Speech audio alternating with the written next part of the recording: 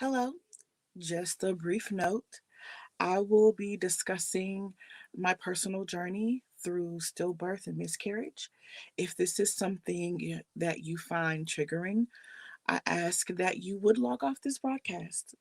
Your mental health is very important. And if you know you are not ready for this type of discussion, believe me, we understand. I understand. We get it.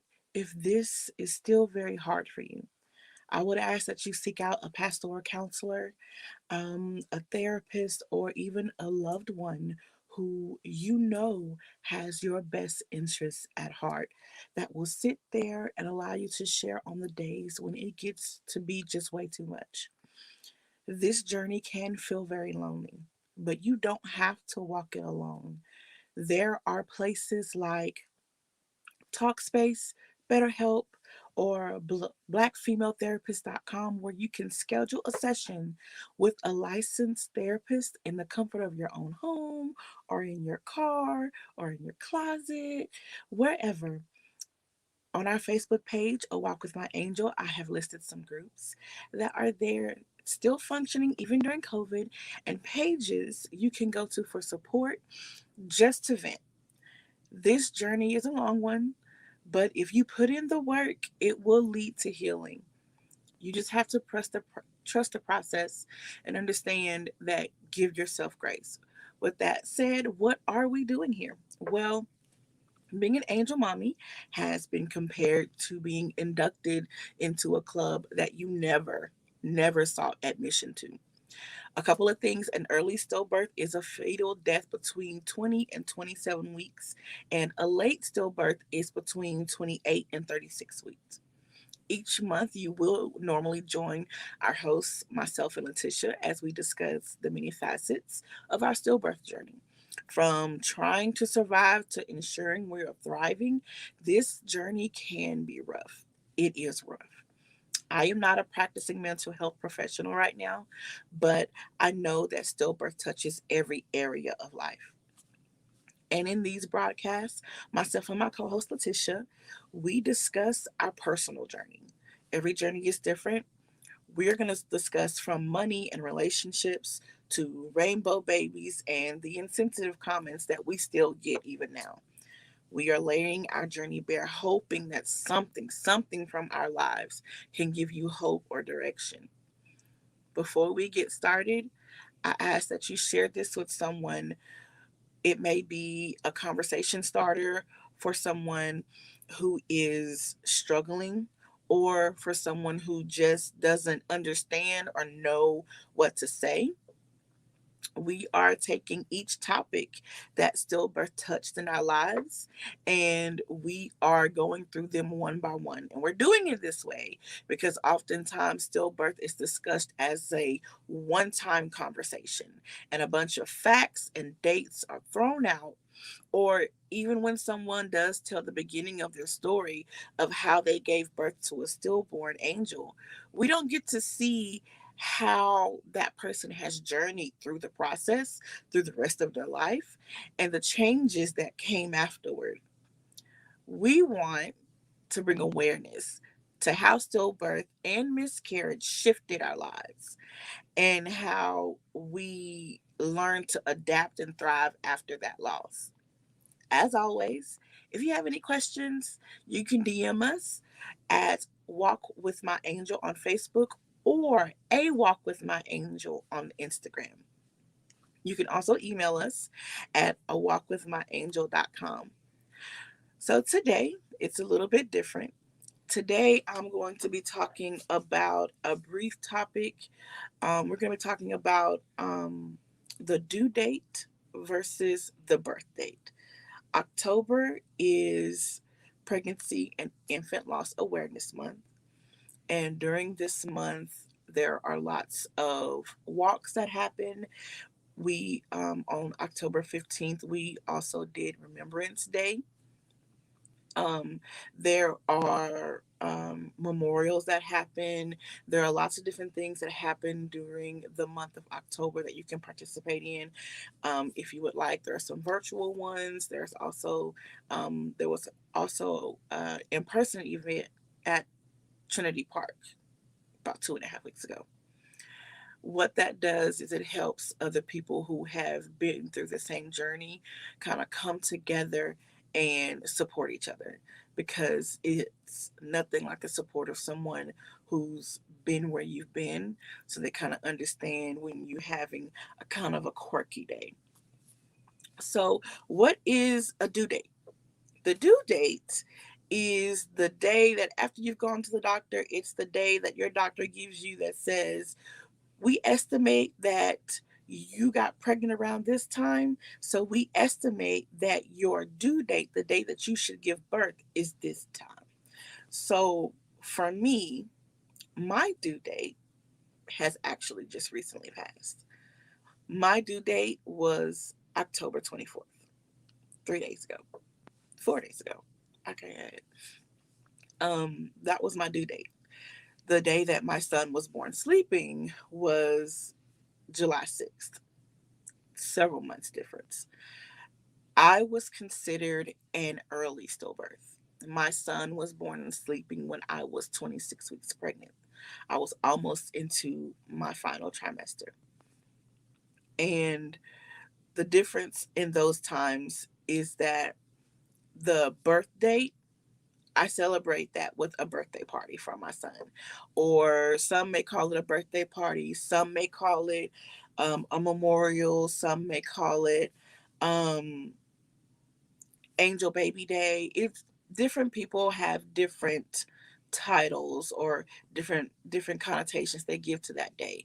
That's what the birthday is. Some people, they don't even celebrate their due date because they didn't make it to their due date, unfortunately.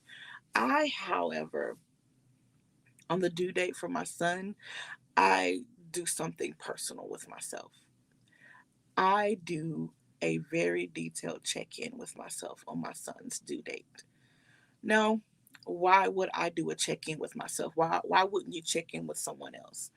I do that with myself because I want to be honest with myself about where I am.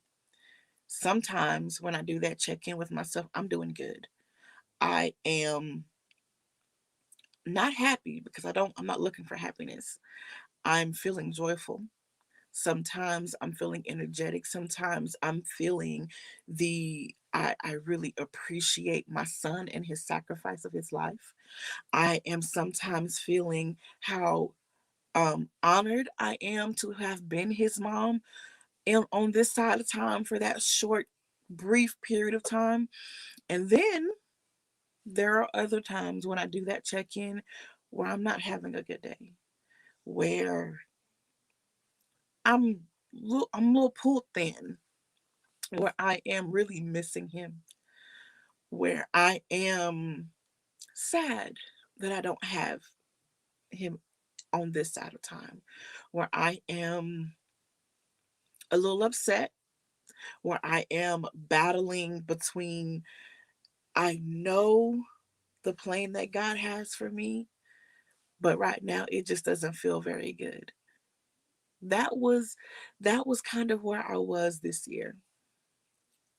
I knew that it was a brief moment that I got to have him.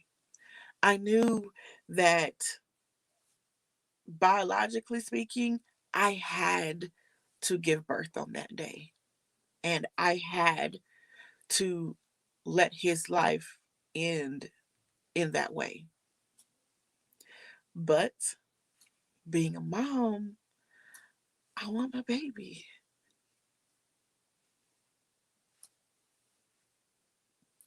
I wanted my baby. I wanted my son. I wanted to see him grow. He'd be 10 this year. He would be our first double digit baby. And when I did that self check, I realized, you know what? This year isn't so great. He's avoided a lot of stuff dealing with the whole COVID-19 virus and shutdowns and pick back up and school's not going on. He's omitted all of that. And he's in a much better place because Earth is trash, y'all. But I still miss my baby. I remember coming across this very brief poem. I'm not even sure you would call it a poem, but I remember coming across this very brief statement shortly after my son passed. And it says that when you lose a parent, it's like you losing your past. When you lose a spouse, it's like losing your present.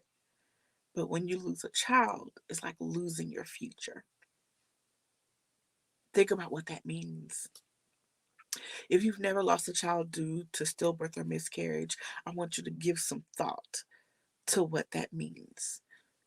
The future that you had, even if you didn't have everything planned out, even if you only had the first few days planned out, even if you only had a few minor expectations of their first birthday, of sleepless nights, of walking the floor and rocking them to sleep, of being vomited on or being pooped on or being peed on or going to the emergency room because you don't know why because you don't know why they're breathing so fast, only to find out they're breathing fast at that age is normal for an infant.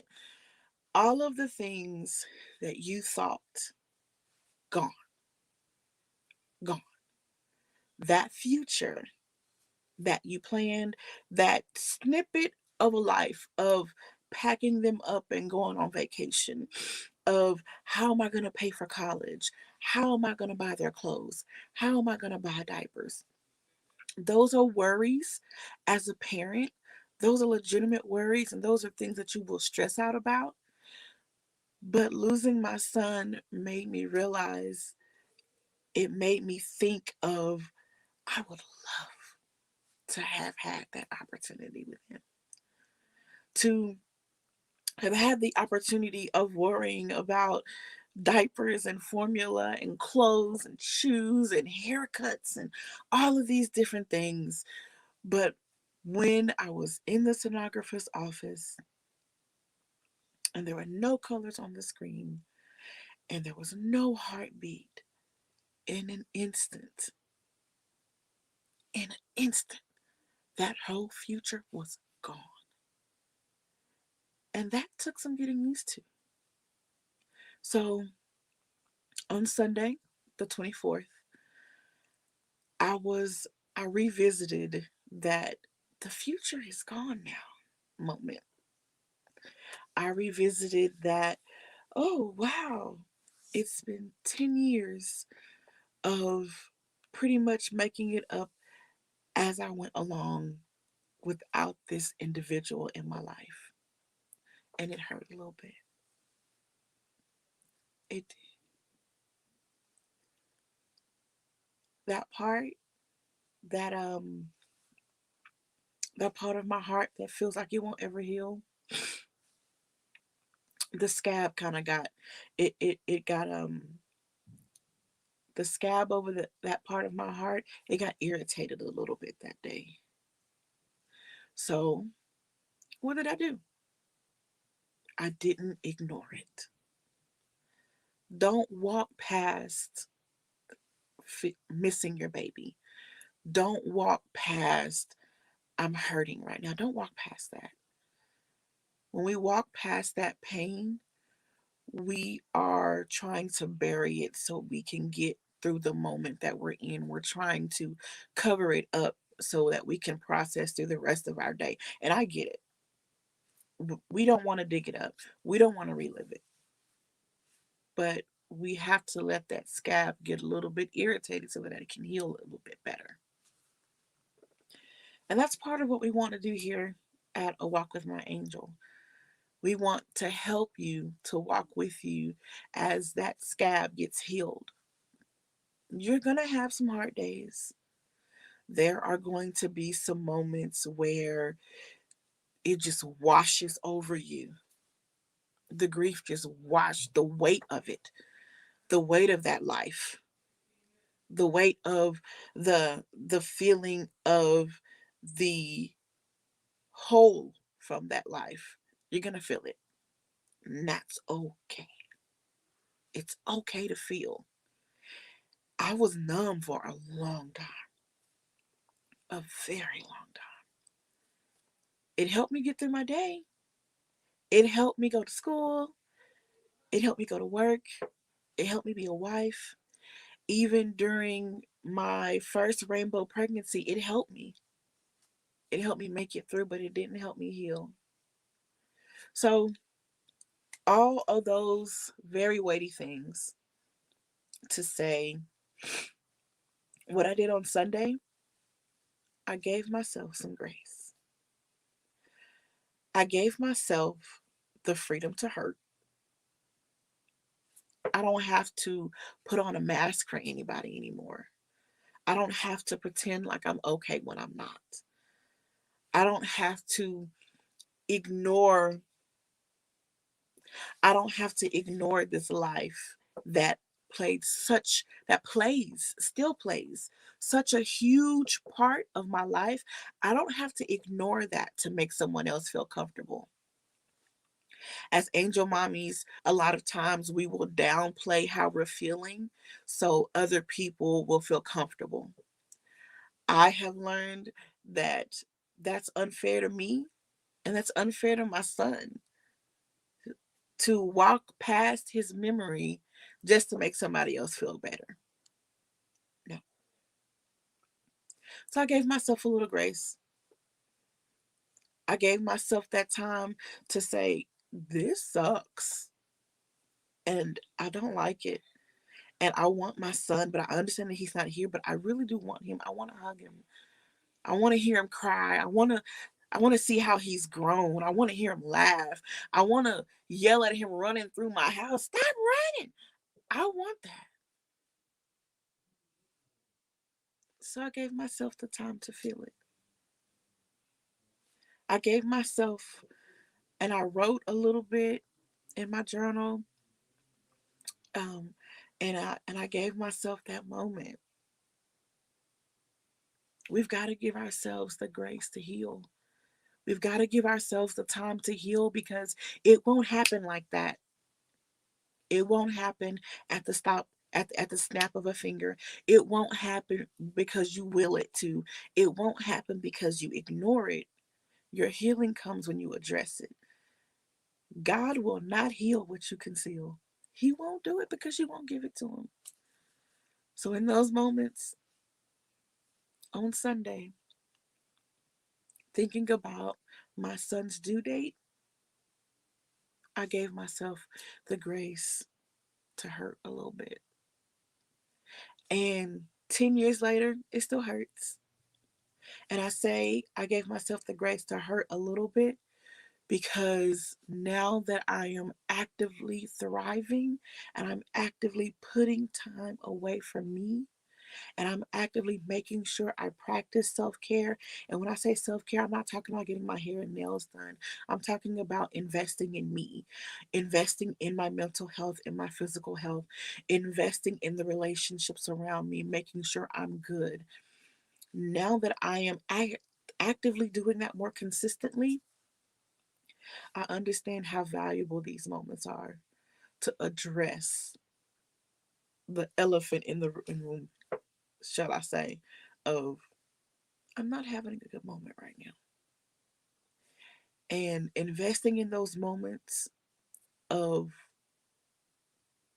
you can say, brain dumping or mind dumping or getting my feelings out on paper, investing in those moments, it helps me better myself for the other people in my life. So give yourself some grace. Give yourself the time to feel your feels. If it hurts, it hurts. And it's okay to reach out to somebody, to text or to give a phone call. It's okay to say, "Hey, I need somebody to talk to right now." Just make sure you find the right person because everybody isn't ready for these conversations. Make sure you find the right person. So for someone who may be watching this and you've never lost a child and you don't really understand how it feels, and thankfully you don't want to understand how it feels, what can you do? As the friend, the cousin, the auntie, the spouse, what can you do during those moments? You can help with the basics. You can help with the basics because sometimes those moments, they might last a day, they might last an hour, they might last for a while.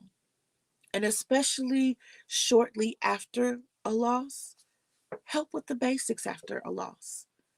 Help with the basics. Do they need someone to go grocery shopping? Do they have other children? Do they need someone to take the kids to a practice or drop the kids off at school? Do they need a meal cooked? Do they need um, help doing their hair? Help with the basics. You don't have to say the perfect thing because there are no perfect words to say to make it feel better. There are no perfect words to make it not hurt anymore. But you can help with the basics, the everyday things. Hey, that's okay. Sometimes I know for me personally, the basics, the we need to eat, that was out the window. Who needs to eat? Why? It's okay. Help with the basics. So I want to thank you guys today for joining me with this very, very short discussion on due date versus birthday. It's like I said, it's something that I do every year. And I take that time for his due date for me. I didn't start off doing that. The first several years after he passed, we did like two birthday parties, or we did an outing, or we did something fun. But after I had my second rainbow baby, I had to do the check in. I had to check in with myself. I had to be honest with myself. That was the hard part. I had to be honest and look at myself and say, "Ooh, girl, we having a rough day today. We need some help over here." And that's okay. That is absolutely okay. So again, I want to thank you for joining me today. Um, we will be back in November for one last episode of the year, and we're going to be taking, I believe we'll be taking December off. I believe so. But again, if you have any questions, if you want to share your story, and let's say you want to share your story about your miscarriage or your stillbirth and you don't want us to mention your name, that's perfectly okay. You can send it to us via email, a walkwithmyangel@gmail.com, and just let us know, hey, I want you to tell my story, but on the name. That's cool too. If you have any questions, if there are some other resources like people that you want some guests that we could have on that you think would be really helpful, go ahead and shoot those to us too. You can send us those through DM through Facebook at Walk with My Angel or Instagram at A Walk with My Angel. Thank you so much for joining us. I really appreciate it. Share this with someone. Maybe this will spark a conversation or two or three or 10. I don't know. But we hope to see you back in November. You guys have a wonderful evening.